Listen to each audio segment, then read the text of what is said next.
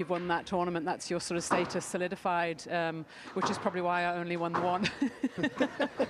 Well, I mean, that's not a bad resume to have, and like you say, the pressure is on. There's the usual suspects in both the men's and the women's, but it's certainly stacked, and it's translatable in any other sport. You know, it's the universal title. Being a world champion is what it's all about. It's huge, and as you said, it's something that anybody can understand, even people that aren't involved in squash. Obviously, we know the status of the British Open and the history involved, but that doesn't translate to people that aren't sort of in that inner circle, whereas world champion, similar to world number one, everyone understands what an achievement that is. And the history, Johnny, I mean, Jeff Hunt was the first winner when it came in '76. All the players previously to that, with Jonah Barrington and great Hashim Khan and Abu Taleb and all those, it was the British Open, the Wimbledon of squash, because that was the main title. So the first one being won by Aussie legend Jeff Hunt, that's got to mean something to you, being a Tasmanian. Yeah, yes, exactly.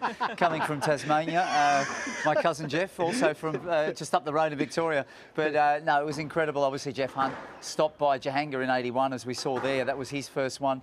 For me, it's interesting just watching all those videos. I just remember watching them as a kid. So, but the thing that jumps out are the emotions of the players. When you look at the way, you can see what it means to them. They've just worked their whole life to get to that one moment, as you know, Vanessa. So incredible, and different styles of the way they celebrate as well. Oh, definitely. I mean, Gregory Gaultier, and you look at some of the greats of the modern game. So Gaultier and Mohamed El Shorbagy, only one. I say only one, but they're always on to win world championships and favourites for so many. Only one between them, and Gaultier obviously always wears his heart on his sleeve, and that's got to be probably the ultimate celebration for me, that one. Yeah, I mean, he'd obviously been in so many finals as well previous to that, and lost out in World Championship finals, 3 or 4, I think, before he finally won it. So it's understandable that he was in tears. Yeah, no, completely. And with the women's, it's a slightly different story, which we'll allude to later on throughout the show, in terms of the domination of 2 players in particular. But then the history of the women's game, again, a lot of Aussies. Heather Mackay, who didn't get an opportunity to win as many world championships, with it coming in that bit later, and one of the icons of the women's game, Johnny. Yeah, interesting is when you look back through that history, the women was only played every 2 years. Throughout '79 was the first one through till the end of the '80s. Susan Devoya also only had 3. She realistically probably could have had 6 or 7 if it was played on a yearly basis, as it was with the men. So, but then you had the great Aussies, Michelle Martin, Sarah Fitzgerald. It's just great names all the way through the list. The list goes on. Well, in the men's competition here and now, we've got 5 world champions that are competing. So Kareem Abdul-Gawad coming out of nowhere. A bit of a dark horse, some might say, there in 2016, taking that title. Mohamed El Shorbagy, the all-brother affair, that was in Manchester. That was a great final in 5. Momen took his opportunity in 2019 with Ali Farag not playing that event. He had to convert, and he certainly did there in Qatar. Ali Farag dominating back and forth with Egypt and Chicago. There is hunting grounds. But you've got to say, Diego Elias, Johnny, for that one there, that's got to be worth 2, isn't it? Into the lines then in Cairo, taking out Asal in the final, and obviously, of course, Ali Farag in the semis. That was beyond impressive.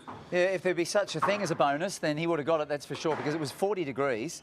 He had to beat Farag, and then obviously backed up the next day to beat Asal. Asal, of course, was on court till about 1 AM against Paul Cole. So it was, but yeah, it was about seizing that moment. He was in great form leading up to that.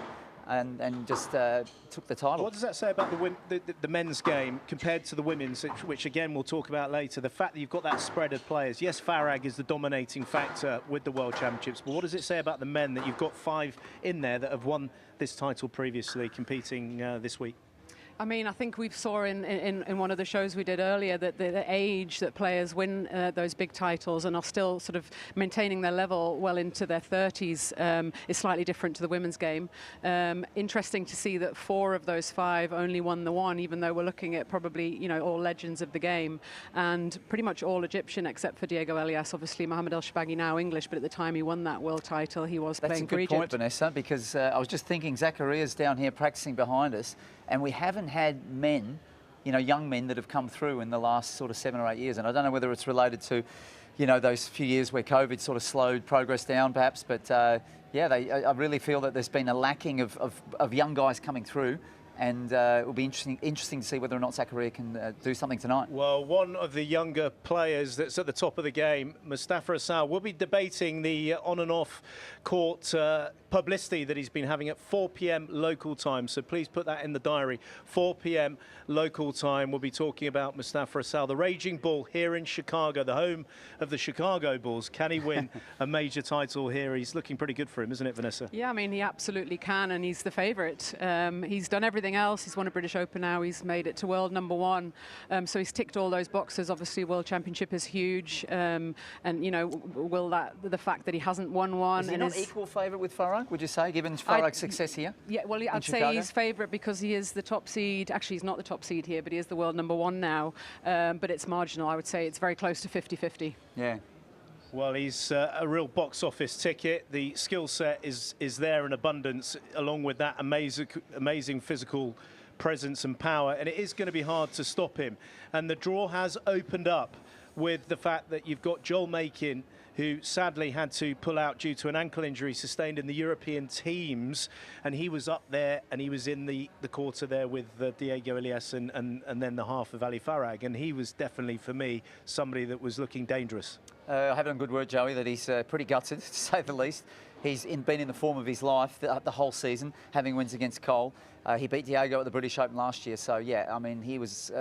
He'd sort of sized that channel, that pathway up to get through, have another crack at Farag, but unfortunately he's out. So that's one of those outsiders. You talk about dark horses that perhaps has been eliminated.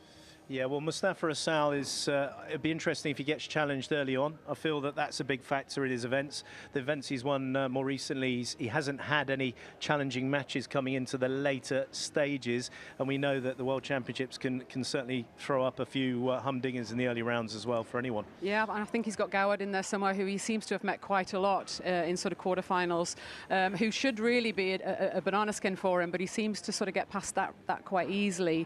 So, yeah, I can't really see anyone getting in his way before semi-finals. Well, we're talking about possible contenders here, Johnny. Dark horse, who's your picks outside of anyone that's not won a major event more recently? One man, one woman. I'm going out on a major limb here, Joey. I'm going to go beyond the top 3 in each men's and women's categories and go for the number 4s. Oh, Johnny. Olivia Weaver in the women's, right? But she hasn't won a major event. Paul Cole has not won one for a long time, but I feel that Paul Cole is a guy that's just been knocking on the door, and he's still there. He's still got as good a chance as anybody. So you obviously kept it very, because when we were preempted with this, it was meant to be someone really quite extravagant. You've obviously gone for people that are still Marwan in the El mix. Shabagi. There it is. Right, Marwan El Shabagi. He's right there. He's right there as well. He's a previous finalist of the World Championships in 2017. Now, you've had enough now. I'm going to speak to Vanessa. Well, I picked Marwan El Shabagi. Oh, right, you're jumping on the bandwagon. No, he was my pick. Right, okay. I feel that it was, I mean, according to the rules, we could have gone for Paul Cole, which Johnny and I decided to, but I feel like the draw is possibly slightly favours Marwan El Shabagi. He's been in a final before, obviously lost out to his brother. Another thing I feel really warrants mentioning is the fact that he's sort of emerging from the shadow of his older brother. He's got ahead of him in the rankings for the first time ever, which is huge. You know, I think they spin it quite well, but it's got to be a massive thing that's got to, you know, been difficult for him his whole career to be so good, but to always be in the shadow of sort of an exceptional sibling. So that could play into it. He's been playing well. He's been looking solid. He's been looking very good in his tournaments. Because that's the men's. He can't win the women's as well. So who's the women's? I went for Weaver as well. Oh, you did. Okay. You obviously were in cahoots again on one of your private we both walked the plank together there, Joey. Yeah, massively. Absolutely. You really did walk the plank and then run back onto the ship. But another player that can't be written off is, of course, the Warrior Princess, who at times comes out of nowhere to win these World Championships.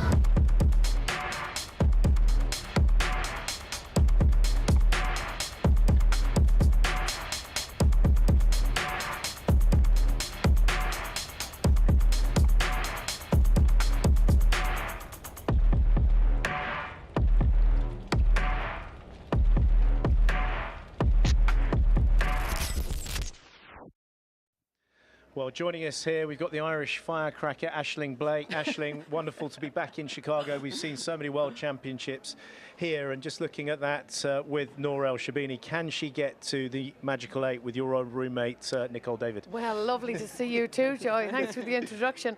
Can she get to 8? Age-old question. I mean, she's won 7 of 10 of the 10 finals she's been in. If we are going to allude to Nicole David, of course, won 8 of 8. Nour El Shibini is a lot younger than Nicole David was when she retired at 35. And I think if you look at the span of what these two women, literally from 2005 to now, 20 years, these two women have basically dominated 10 and 10 years at a time. Yeah, I mean, it's unbelievable.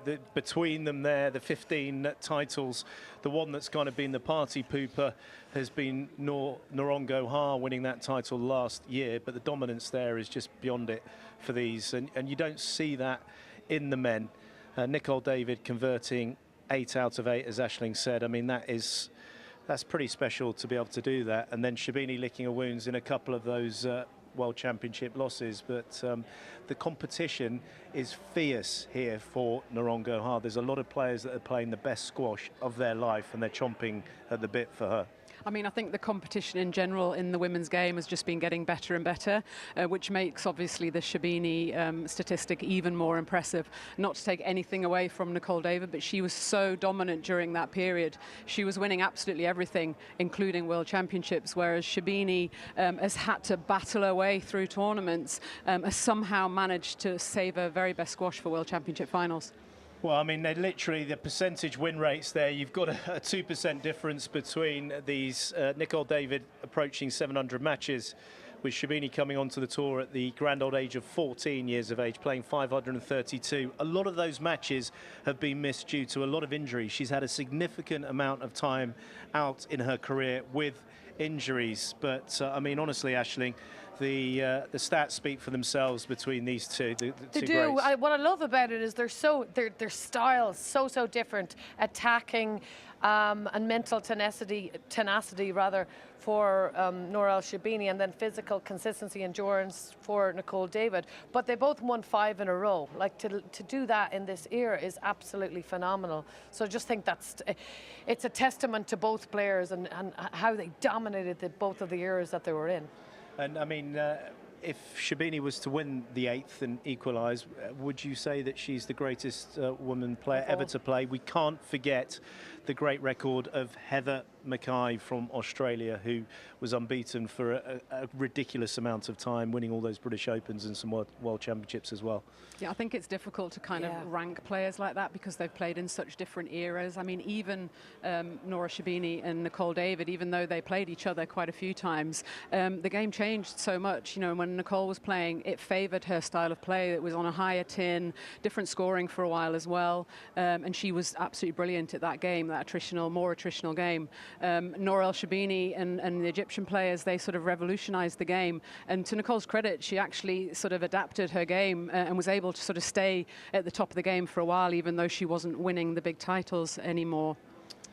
Yeah, it was interesting the way her career kind of literally stopped. If we looked at the timeline there, it was 2014, and then Shibini comes on the scene right away after that.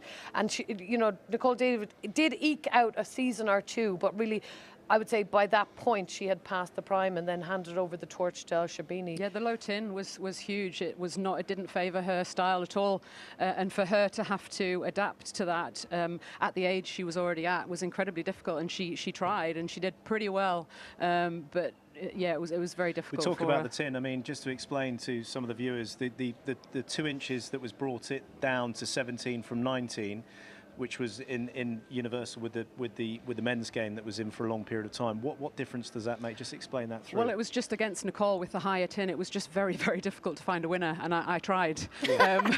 But everything came back. She was so quick, very light, small, quick, and she could do that for long periods of time. So I felt like I often had her working harder than me, but I just couldn't end the rallies. The rallies were just extended. Said too that the low tin added a metre to the court. I don't know if you found. It's about a foot. About a foot. Yes, fair enough. To be precise.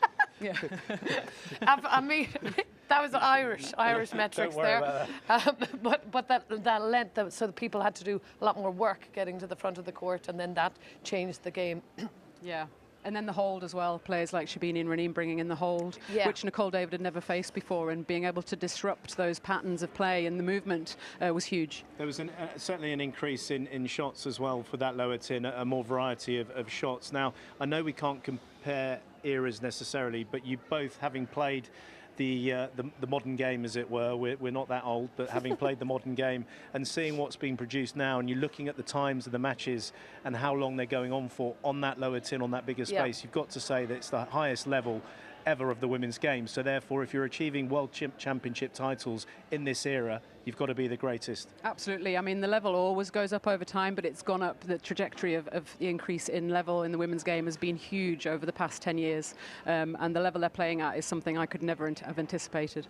And yourself, Ashley? I definitely could have been in the mix. No. No. I don't know about you.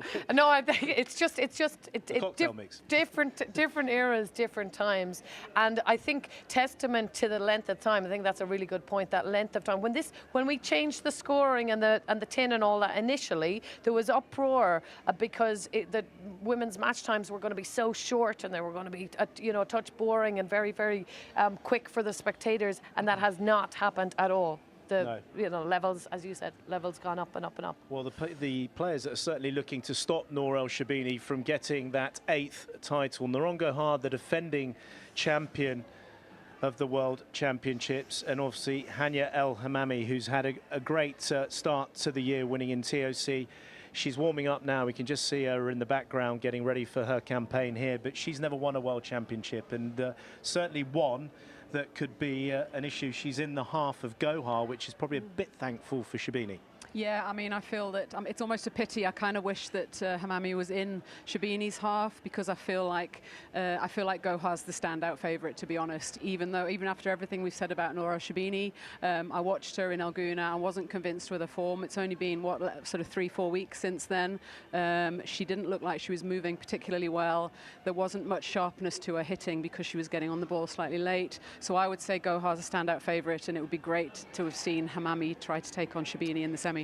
But Olivia Weaver, I mean, obviously... Well, she's there too, yeah, of course. She really has improved the game and is certainly one that's dangerous. Yeah, and I think America's good for her too. She loves playing in America. She loves playing, Rod comes to see her always in America. I think that partnership is very... He's Australian. He is Australian, but he lives here. Yeah. And but the partnership throughout the tournament, I feel the strategy, tactics, they're all like spot on. And she just goes and does her job. But kind of jumping back to Hania El Hammamy, I think the confidence, we talk about her as a confident player, and the confidence within her game, you can see it, has gone exponentially higher throughout the season, and that, if anything, I feel like that would give her the edge, if there is to be an edge. That's something we haven't really talked about, the confidence that you need to be able to win a world title. I mean, a lot of these players have won titles before. They know what it feels like to be in a final, but to win a world title takes something different. And we haven't really mentioned Orphee, but I feel that Orphee can beat anyone on her day, but I can't see her winning a world title yet. And I think why does it take something? Because obviously the regularity of the events now and these big events, but what is it about it? Because it is such a special, such a big title, and I think there's a confidence and a maturity and a level of experience that you need to do that. And that's why we've seen players generally win that title when they've been slightly older. Of course, there are exceptions to that. Nour Shabini's one of them. But if I was going to pick sort of an outsider to win, I would pick one of the slightly older, more experienced players. You would? Yeah. Right, Vanessa, now... Oh, yeah, you're going to ask me now. Yep, sorry, so me and Johnny have said who our dark horse are, but we haven't had it from either of you. I'm going to let ladies first. Oh, thank you. We'll take to the floor. Who did you go for, Ashes? I went for Orphee, and I shall tell you why. And Cole went for Orphee. I just told you why not. Yeah, exactly. I'm looking at her in August. She was number 11 in the world. And we're looking at her now, she's number 5 in the world. She has this quote, and she's like, I approach every match as a tournament. Like, talk about vicious, ferocious, like dogged determination. If anyone can do it outside that big 3, I'd say big 4, I think it would be her, because we talk about the no fear, so she has no fear, and she has respect, but she's not starstruck by any of the top 3 players. The only one she's lost to is Gohar, and unfortunately she's in Gohar's half. So she's gonna. I think she's gonna have a struggle a little bit, but she's my pick. Who did you go for on the men's side? Went for Cole. I went for Cole. Yeah, just That's original. solid.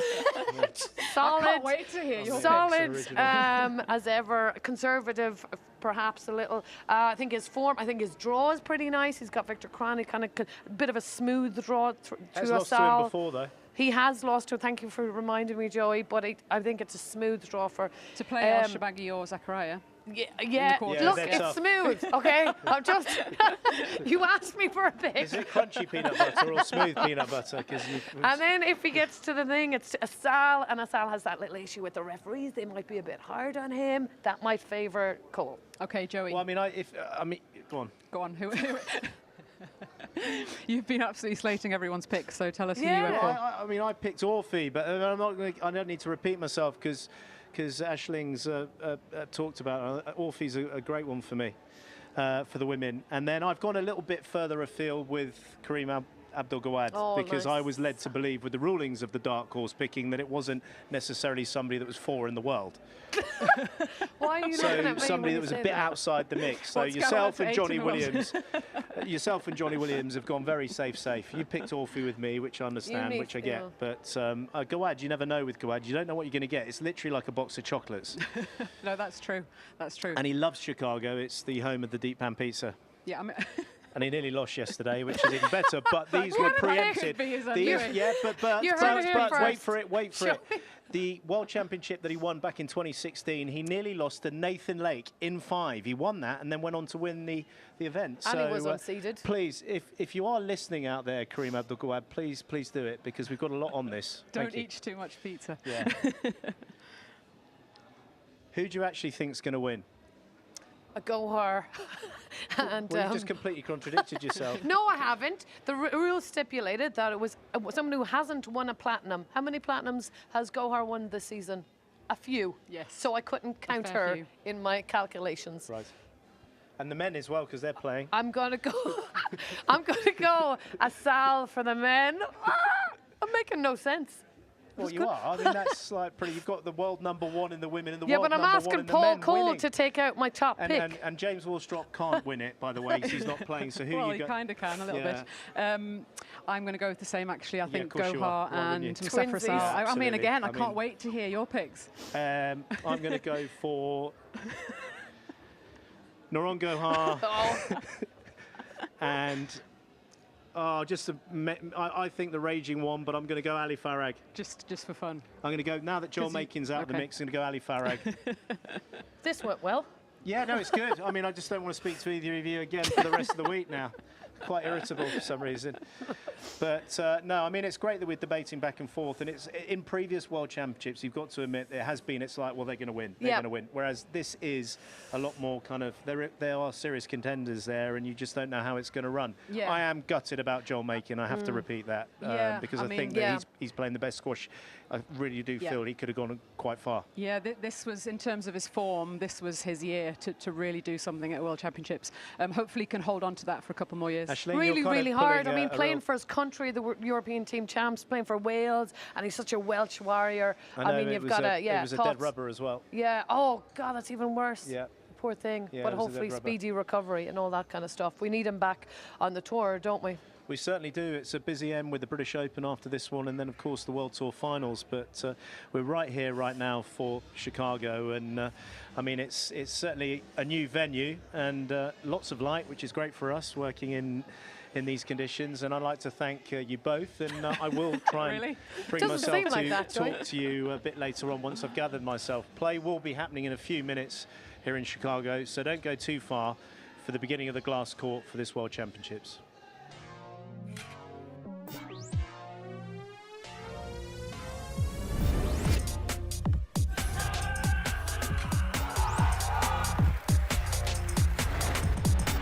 Greatest female player that's ever taken to the stage.